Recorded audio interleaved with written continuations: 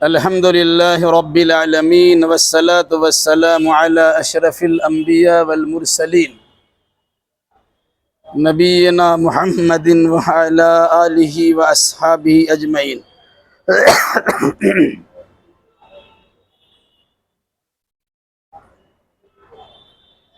أعوذ بالله من الشيطان الرجيم. بسم الله الرحمن الرحيم.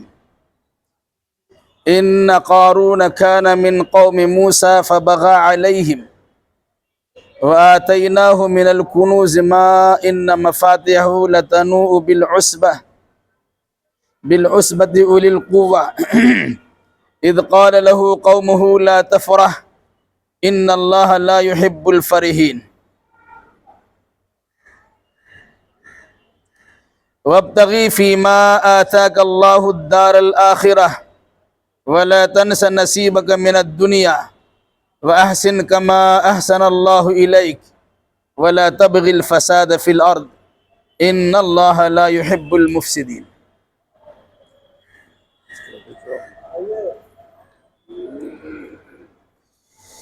اس سے پہلے کی آیتوں میں اللہ تبارک و تعالیٰ نے اپنے بعد نعمتوں کا تذکرہ کیا تھا، اور جس کے ذریعے سے اس بات کی تعلیم دی گئی تھی کہ جس اللہ نے نعمتوں سے نوازا ہے اس اللہ کا شکر ادا کرو.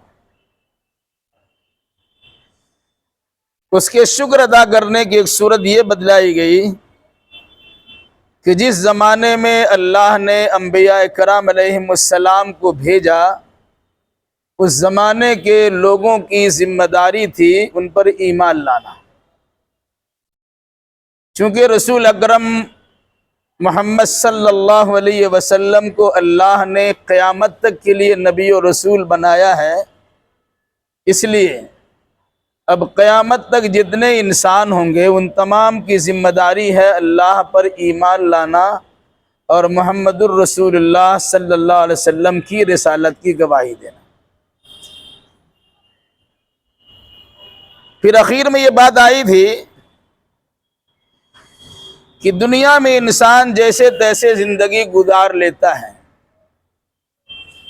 مرنے کے بعد جب میدان محشر میں اس کی حاضری ہوگی تو ہر زمانے کے لوگوں کے لیے اس زمانے کے رسول کو بطور گواہ کے پیش کیا جائے گا، اور ان کی امتیوں سے متعلق ان سے سوال ہوگا.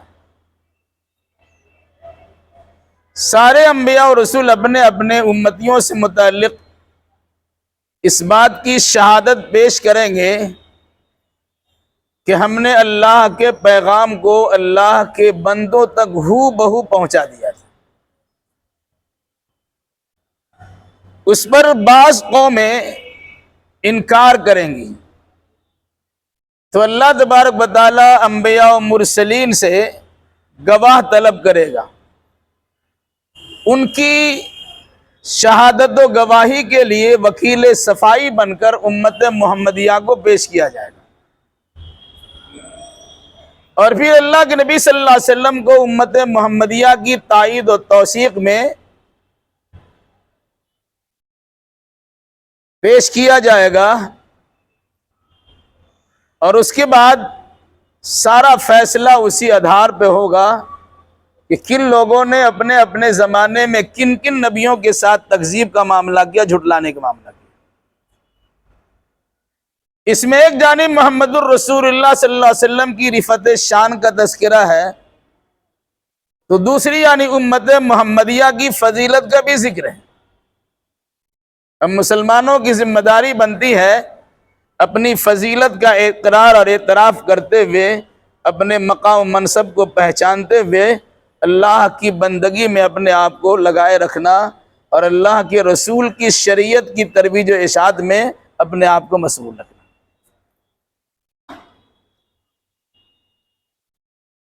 آگے کی آیتوں میں اس حقیقت کو واضح کیا جا رہا ہے کہ اگر اللہ تبارک و تعالیٰ نے کسی انسان کو مال و دولت سے نوازا ہے اس کی ذمہ داری بنتی ہے اللہ کی نعمتوں کی شکر گزاری. لیکن اگر کوئی انسان نعمت کے ملنے پر اتراتا ہے، فخر و مباحات کرتا ہے، گھمنڈ کرتا ہے، تو ایسے انسان کے گھمنڈ کو توڑ دیا جائے گا اور روئے زمین پر ظلم و بربریت کا خاتمہ ہوگا، عدل و انصاف کا نظام قائم ہوگا. اس سلسلے میں بڑا مشہور نام ہے قارون. یہ موسیٰ علیہ السلام کی خاندان کا فرد تھا، بنی اسرائیل میں سے تھا، لیکن اپنی قوم سے بغاوت و سرکشی کر کے فرعون سے جا ملا تھا، اور فرعون سے مراعات حاصل کر کے اپنی قوم پر شیخیاں بگاڑتا تھا. اس کا ایک واقعہ بیان کیا گیا یا اس سلسلے میں مختصر سرگزشت سنائی گئی. اس کا مقصد یہ ہے کہ اگر کوئی انسان روئے زمین پہ اکڑتا ہے تو اللہ اس کی اکڑ کو توڑ بھی دیتا ہے.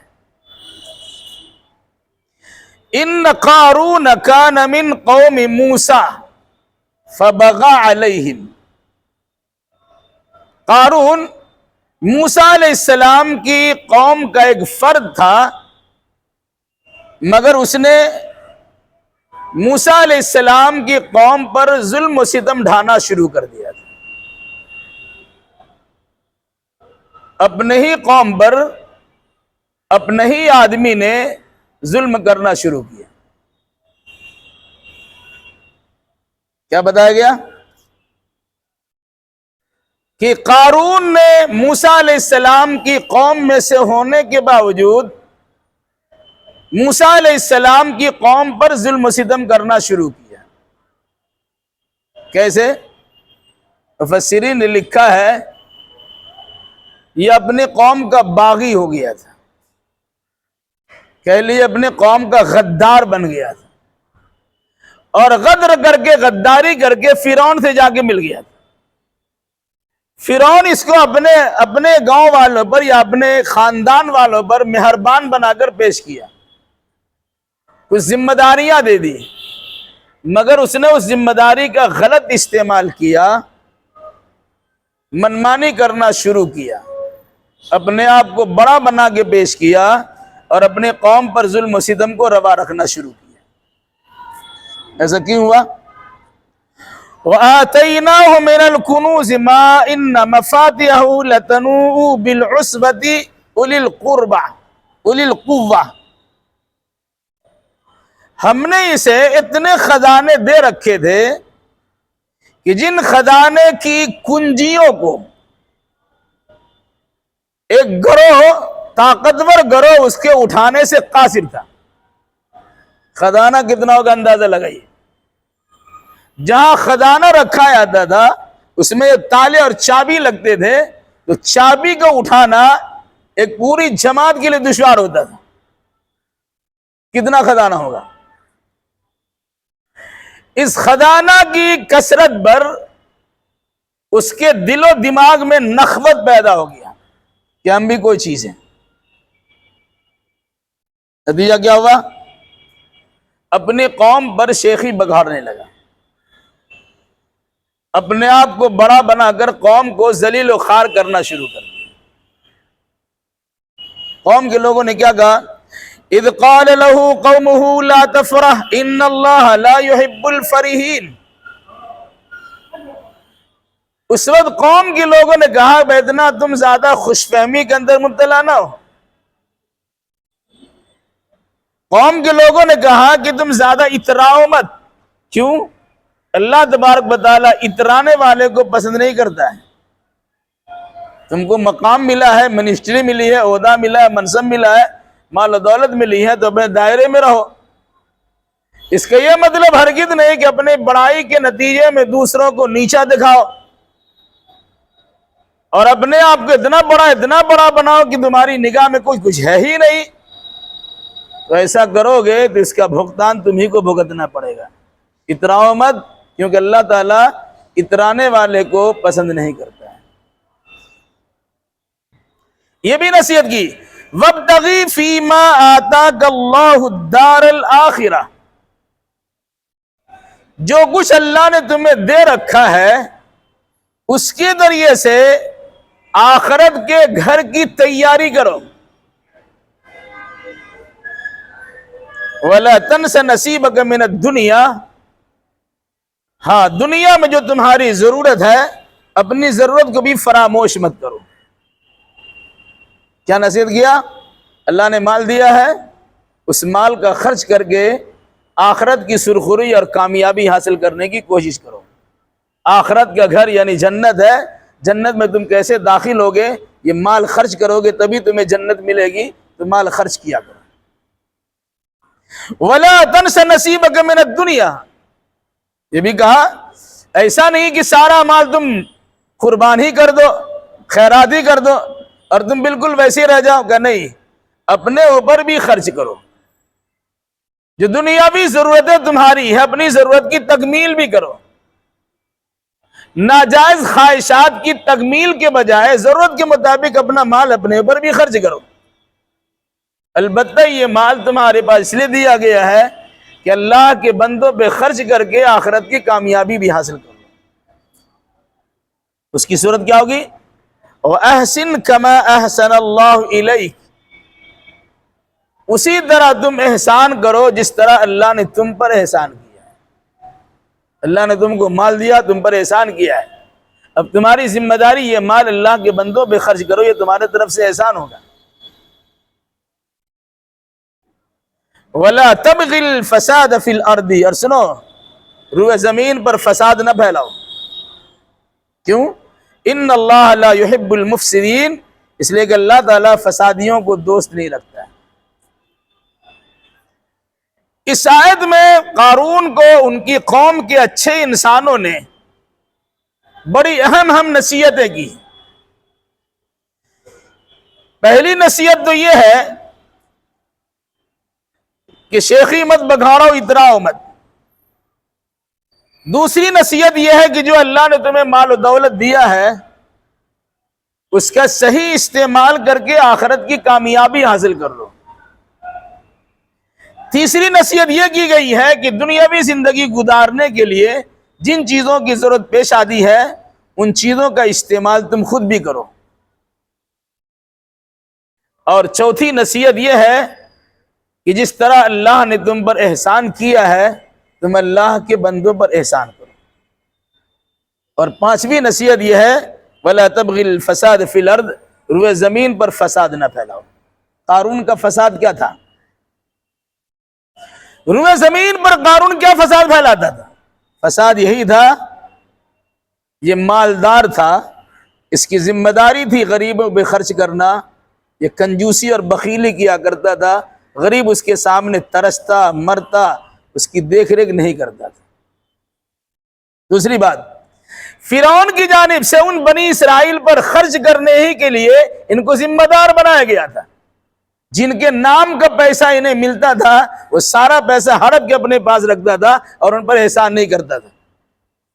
گویا ان کے پیسے اور ان کی غلہ جات لوٹ کر یہ بڑا تو بنا ہوا تھا لیکن پبلک کا خیال نہیں کرتا تھا.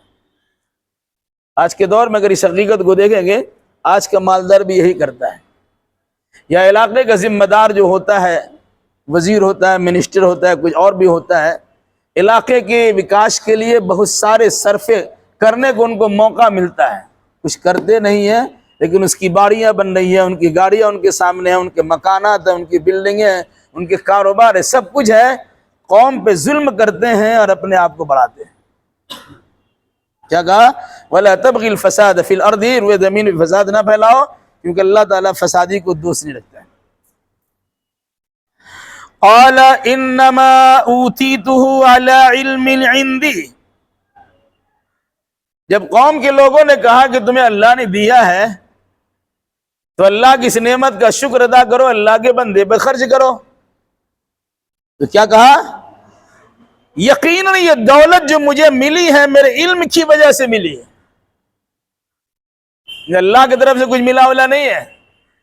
ہم نے پڑھا، ہم نے لکھا، ہمارے پاس علم ہے، ہم نے کوشش کی ہے، نتیجے کے تو ہم نے کمایا ہے. اس میں اللہ کیا فضل ہے؟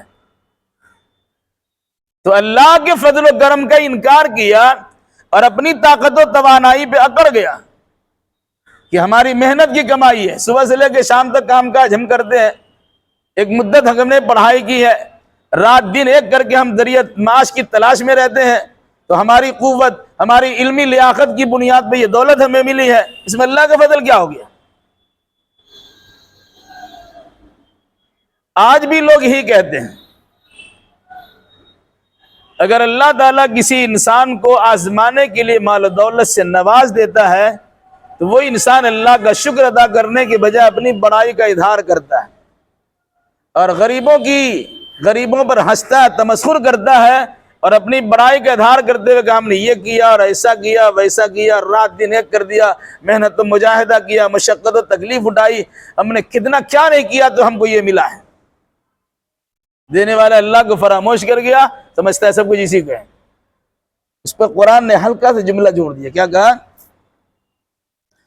اولم یعلم ان اللہ قد اہلک من قبلہ من القرون من هو اشد منہ قوہ واکثر جماعہ، کہ یہ انسان جانتا نہیں ہے کہ اللہ تعالیٰ اس سے پہلے بہت ساری قوموں کو ہلاک کر چکا ہے، جو قوم ان سے زیادہ قوت کے اعتبار سے سخت اور جماعت کے اعتبار سے بڑا ہوا تھا، کہ وہ جماعت بڑی ہوئی تھی، ان کے پاس مال و دولت بھی زیادہ، ان کے پاس افرادی قوت بھی زیادہ، لیکن جب ان لوگوں نے اللہ تبارک و تعالیٰ کی نافرمانی کی تو بہت ساری بستیوں کو اور بہت ساری قوموں کو اللہ تباہ کر چکا ہے۔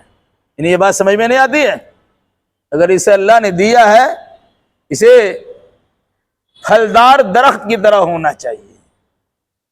پھلدار درخت کی دو صورت ہوتی ہے، اگر پھل ہوتا ہے اس پہ درخت جھک جاتا ہے، جب جھکا ہوا رہتا ہے اس پھل سے لوگ فائدہ اٹھاتے ہیں، لیکن اگر وہ جھکتا نہیں تو اس کی ڈالی اور اس کی شاخیں ٹوٹ جاتی۔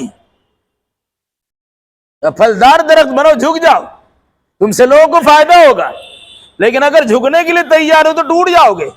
اور مشاہدہ کیا گیا جب بہت زیادہ پڑتا ہے کسی شاخ پر، شاخ ٹوٹ جاتی۔ فرمایا اس کو معلوم نہیں ہے کہ اس سے پہلے کتنی قومیں گزر چکی ہیں جن کو ہم نے تباہ و برباد کر دیا ہے، حالانکہ وہ قومیں طاقت میں ان سے زیادہ تھی اور جمعیت افراد میں ان سے زیادہ بڑھی ہوئی تھی، لیکن اللہ تبارک و تعالیٰ نے اسے تباہ کرنا چاہا، تباہ کر دیا۔ قوم عاد کو دیکھو، قوم سمود کو دیکھو، یہ لمبے ترنگے لوگ تھے۔ قوم عاد کے بارے میں تو قرآن یہاں تک کہا ہے کانوا اعجاز نخل خاویہ، تار کی طرح لمبے لمبے درخت کی طرح یہ دکھائی دیتے تھے۔ جب اللہ تبارک و تعالیٰ نے تیز و تند ہوا کے جھونکے چلا دیے، اس طرح انہیں گرا دیا جیسے لگ رہا تھا کہ تار کے درخت اور پیڑ گرے ہوئے ہیں۔ اور قوم سمود کا حال یہ ہے کہ پتھر تراش تراش کر بہترین نقش و نگاری کے ساتھ محلات اور مکانات اور بنگلوں تعمیر کیا کرتے تھے، لیکن ہلکا سا زلزلہ آیا سب اسی میں دھس کے رہ گئے۔ ان کو سمجھ میں نہیں آتا۔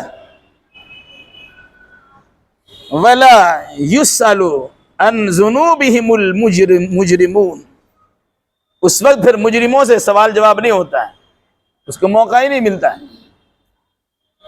جب اللہ تبارک و تعالیٰ کسی قوم پر عذاب نازل کرنے کی ٹھان لیتا ہے تو یک بارگی عذاب نازل کر دیتا ہے، پھر اسے سدھرنے کا موقع ہی نہیں ملتا ہے۔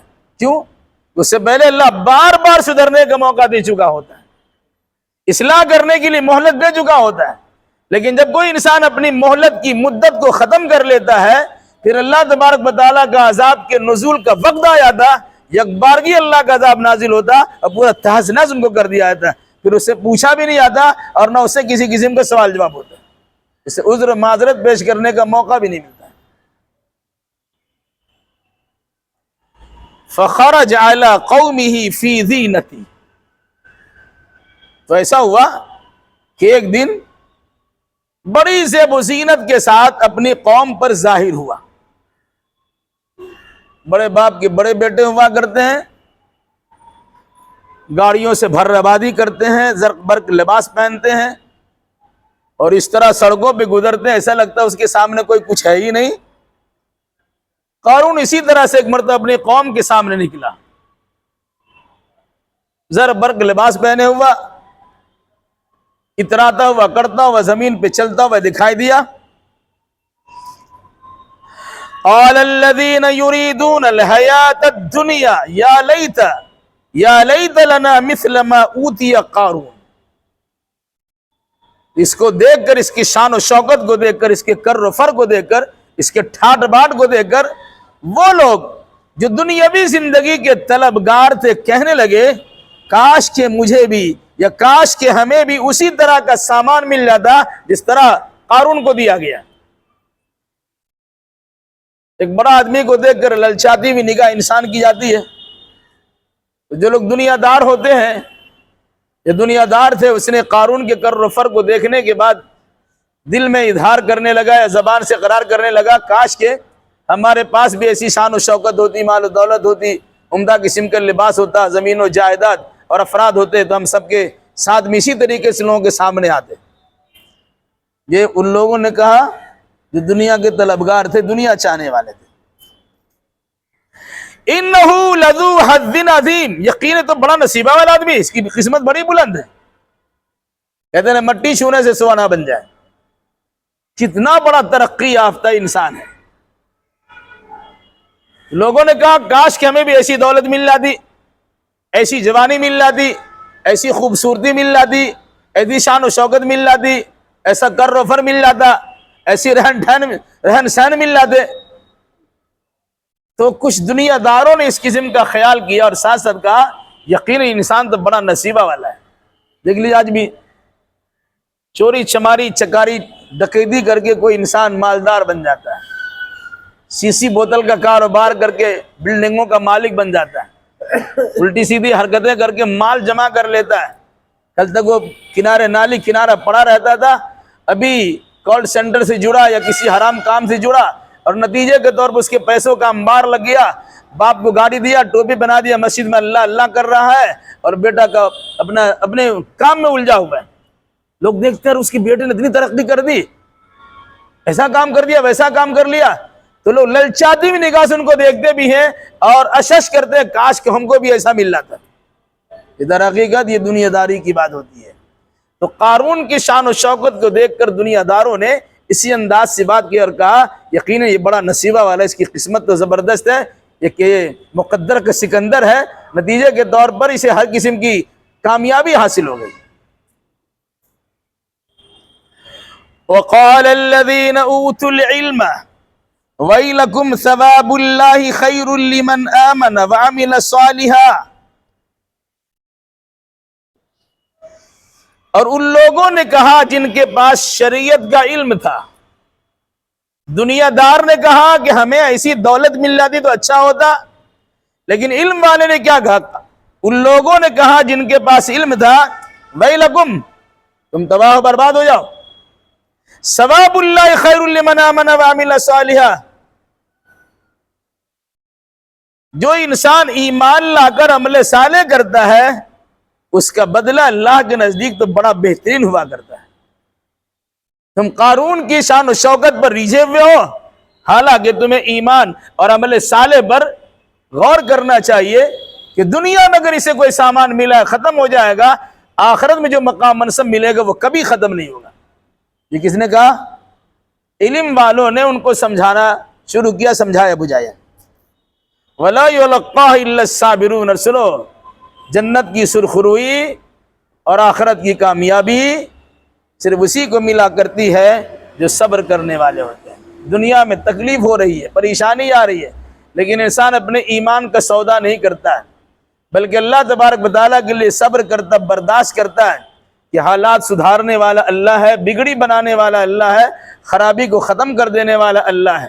صبر کرتا ہے تو اللہ تبارک و تعالیٰ اس کا بہتر سے بہتر بدلہ بھی عطا کرتا ہے۔ فَخَسَفْنَا بِهِ وَبِدَارِهِ الْأَرْضِ، تو ہم نے اس کو اور اس کے گھر کو زمین میں دھسا دیا۔ مشہور ہے نا، بہت مشہور، قارون زمین میں دھس گیا، دھسا دیا گیا۔ حدیث میں ہے، بخاری کی حدیث ہے، ایک مرتبہ اپنی شان و شوکت بگھاڑتے ہوئے، زرق برق لباس پہنے ہوئے، اکڑتے اتراتے ہوئے، اپنے کپڑوں کو زمین سے کھسیٹتے ہوئے قوم کے سامنے چل رہا تھا کہ اللہ تبارک و تعالیٰ نے زمین کو حکم دیا کہ زمین اسے دبوچ لے، تو زمین نے اسے نگل لیا، زمین پھٹی اور وہ اندر جانا شروع کیا۔ کہا جاتا ہے اس نے کہنا شروع کیا لوگ میرا مال دولت لوٹنا چاہتے ہیں، تو اللہ نے کہا تمہارا گھر بھی تمہارے ساتھ جا رہا ہے، تمہارا خزانہ بھی تمہارے ساتھ زمین کی جا رہا ہے، تمہارے خزانے کوئی لینے دینا نہیں ہے، کسی کو چاہیے بھی نہیں، جاؤ اس کے ساتھ۔ اور حدیث رسول ہے کہ قارون زمین میں دھس رہا اور قیامت تک دھستا چلا جائے گا۔ کیا فرمایا؟ فَخَسَفْنَا بِهِ وَبِدَارِهِ الْأَرْضَ، ہم نے اس کو اور اس کے گھر کو زمین میں دھسا دیا۔ فَمَا كَانَ لَهُ مِنْ فِئَةٍ يَنْصُرُونَهُ مِنْ دُونِ اللَّهِ، کوئی جماعت ایسی نہیں تیار ہوئی جو اللہ کے مقابلے میں ان کی مدد کر سکتے۔ ان کے پاس لاؤ لشکر تو زیادہ تھا، بہت لوگ ان کے ماننے جاننے والے تھے، لیکن جب زمین میں دھسایا جا رہا ہے قارون اور اس کا گھر دھس رہا ہے، کوئی بچانے کے لیے تیار نہیں ہوا۔ وَمَا كَانَ مِنَ الْمُنْتَصِرِينَ، ابھی تو بگھاڑ رہا تھا کہ ہمارے پاس یہ پاور ہے۔ قرآن کہتا ہے وَمَا كَانَ مِنَ الْمُنْتَصِرِينَ، اور وہ خود بھی اپنے آپ کو دفاع نہیں کر سکا، اپنے آپ کو بچا نہیں سکا۔ جب قارون کو زمین میں دھسایا جا رہا تھا تو اس کے لاؤ لشکر بھی اسے بچا نہیں سکے، اور خود بھی قارون اتنا بڑا ہونے کے باوجود اپنے آپ کو اللہ کی پکڑ سے بچا نہیں سکا۔ مطلب کیا ہوا؟ انسان کو اگر شہرت ملے، عہدہ و منصب ملے، مال دولت ملے، اور کوئی چیز اللہ کی نعمت بطور نعمت میسر ہو جائے، اس پر اللہ تبارک و تعالیٰ کا شکر ادا کرنا چاہیے، ناشکری نہیں کرنا چاہیے۔ شکر ادا کرنے سے اللہ زیادہ دیتا ہے، ناشکری کرنے سے اللہ تبارک و تعالیٰ نعمت چھین بھی لیتا ہے اور عذاب سے دوچار کر دیتا ہے۔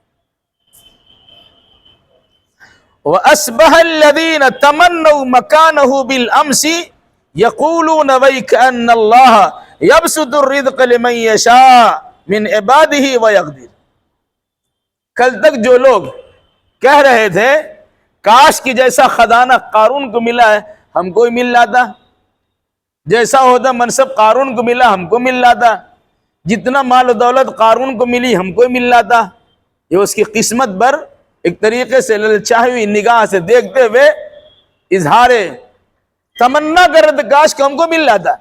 لیکن جب وہ قارون ڈوبا ہے یا زمین میں دھسا ہے اور گھر کے ساتھ دھستا چلا جا رہا ہے، اس کے بعد جن لوگوں نے کہا تھا کاش کہ ہم کو قارون جیسی دولت ملی، انہوں نے کیا کہا؟ قرآن کہتا ہے وَأَصْبَحَ الَّذِينَ تَمَنَّوْا مَكَانَهُ بِالْأَمْسِ يَقُولُونَ، کل جو لوگ قارون جیسا ہونے کی تمنا کر رہے تھے وہ ابھی کہنے لگے وَيْكَأَنَّ اللَّهَ، سنو کہ اللہ تبارک و تعالیٰ جس کے لیے چاہتا اپنے بندوں میں سے روزی کو بڑھا دیتا ہے، اور جس کے لیے چاہتا اپنے بندوں میں سے روزی کو نپا تلا عطا کرتا ہے۔ آج اسے سمجھ میں آیا کہ ہم قارون کی طرح اگر ہوتے تو ہم بھی زمین میں دھس جاتے، لیکن اللہ نے قارون جیسا ہمیں بنایا نہیں، بلکہ قارون کو دولت کے نشے میں چور کرنے کے نتیجے میں زمین میں دھسا دیا۔ ہم غریب و نادار جن کے پاس ہمارے پاس کچھ نہیں ہے، ہمیں اللہ تبارک و تعالیٰ نے محفوظ رکھا ہے، ہمیں اللہ کے فیصلے پہ راضی رہنا چاہیے۔ زیادہ مال مل جانا اللہ کی خوشنودی کی علامت نہیں ہے، اور مال کا کم ہو جانا اللہ کی ناراضگی کی دلیل نہیں ہے۔ لولا امن اللہ علینا لخسف بنا، اگر اللہ کا فضل و کرم ہم پر نہیں ہوتا تو ہم بھی زمین میں دھسا دیے جاتے۔ انسان تمنا کیا تھا ہم کو مل رہا ہے، لیکن پھر اس کے بعد جب دیکھا اس کے حالات ایسے ہیں تو پھر وہ کہتا اللہ کا فضل نہیں ہوتا تو ہم بھی زمین میں دھسا دیے، یہ اللہ کا فضل ہے کہ ہم بچ گئے۔ وَإِكَأَنَّهُ لَا يُفْلِحُ الْكَافِرُونَ، سنو جان لو یہ کافر لوگ کمی کامیاب نہیں ہو سکتے۔ مطلب کیا ہوا؟ اگر کوئی انسان کفر کرتا ہے، کفر کی دو صورت ہے، ایک نعمت کی ناقدری کرنا یہ بھی کفر ہے، ایک اللہ اس کے رسول کا انکار کر دینا یہ بھی کفر ہے۔ تو جو آدمی جس قسم کا کفر کرے گا وہ کبھی کامیاب نہیں ہو سکتا ہے۔ تو قارون کے خزانے پر للچاتی ہوئی نگاہ مت ڈالو، بلکہ اللہ تبارک و تعالیٰ کو شکر ادا کرو کہ اللہ نے تمہیں ایماندار بنایا ہے، وفاشیار بنایا ہے، غلط کاری سے تم کو بچایا ہے، اور ایمان و دولت کے ایمان و عمل صالح کی دولت سے مالا مال کیا ہے، اس پر اللہ تبارک و تعالیٰ کا شکر ادا کرو۔ ساتھ ساتھ یہ بات یاد رکھو کہ مال و دولت اللہ کی طرف سے دی ہوئی ایک نعمت ہے، کبھی اللہ آزمانے کے لیے دیتا ہے اور کبھی آزمانے کے لیے نہیں دیتا ہے۔ کسی کو دے کے آزماتا ہے اور کسی سے لے کے آزماتا ہے۔